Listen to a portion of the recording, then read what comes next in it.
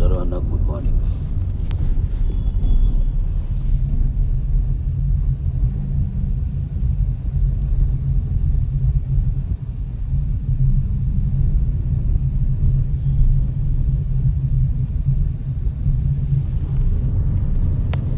आहे अनधिकृत digital hoarding toilet.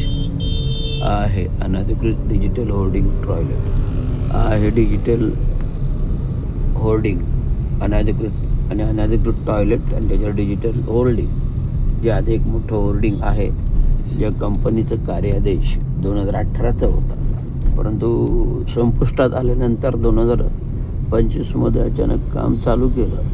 अचानक काम चालू केल्यानंतर मी लिखित तक्रार अतिरिक्त आयुक्त 2 रोडे साहेब यांना केली आहे. म्हणून त्याच्यावर कारवाई न होता ते टॉयलेट पूर्ण झालं काम आणि डिजिटल जाहिराती पण चालू लावल्या. त्यामुळे अशा प्रकारे अनधिकृत स्ट्रक्चर्स बांधायचे, अनधिकृत टॉयलेट बांधायचे आणि त्याच्यावरती डिजिटल जाहिराती फुकटात मिळवायच्या आणि प्रशासन त्याला साथ देतं. म्हणजे कुठेतरी भ्रष्टाचार किती करायचा याचे तरी संकेत आपल्याला सगळ्या नागरिकांना दिसत आहेत. परंतु आज राजकारण आणि सत्ताकारण, आज राजकारणाच्या सत्ताकारण हम करो से कायदा आहे, लोकशाही नाही आहे, संविधान नाही आहे, घटना नाही आहे, महाराष्ट्र शासन नियमावली नाही, शहर डेव्हलपमेंट विकास आराखडाचा नियम नाहीत, शहर डेव्हलपमेंट विकास आराखड्याचे नियम नाहीत. वाटेल तसं लोकप्रतिनिधी आपल्या फायद्याचे कामं काढतात. आता हे पुलाचं काम चालू आहे, हे पुलाचं काम एक फायद्याचं काम आहे, 1% काम आहे, हे चालू आहे. आणि मी किती प्रयत्न केला काही बोलू नये, पण अशा प्रकारे दुर्धर अवस्था पाहिल्यानंतर बोलल्याशिवाय राहत नाही.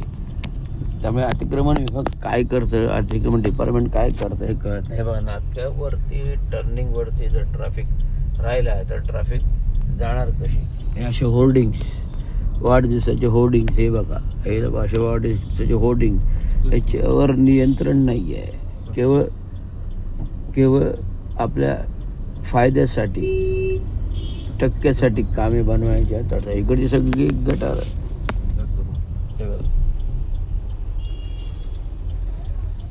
हे मी फक्त माझ्या परिसरापुरतं दाखवते. आज संपूर्ण ठाणे शहरात ही स्थिती आहे.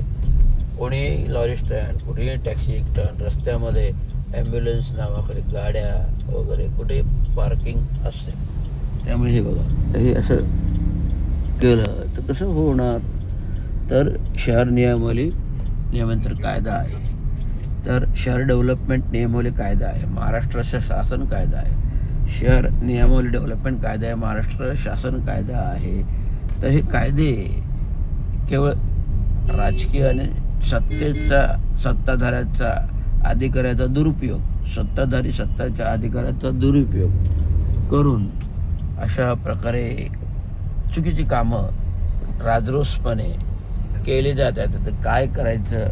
माझ्यासारखा एकटा माणूस भांडून थकलेलो आहे. आणि विरोधकांना, सत्ताधाऱ्यांना मी जे काही प्रबोधन करतो, जे काही चुकीच्या गोष्टी निदर्शनास आणतो, जे काही प्रबोधन करतो, जे काही चुकीच्या गोष्टी निदर्शनास आणतो, ते सत्ताधाऱ्यांना खटकतात आणि कुठेतरी दाबायचा प्रयत्न करतात.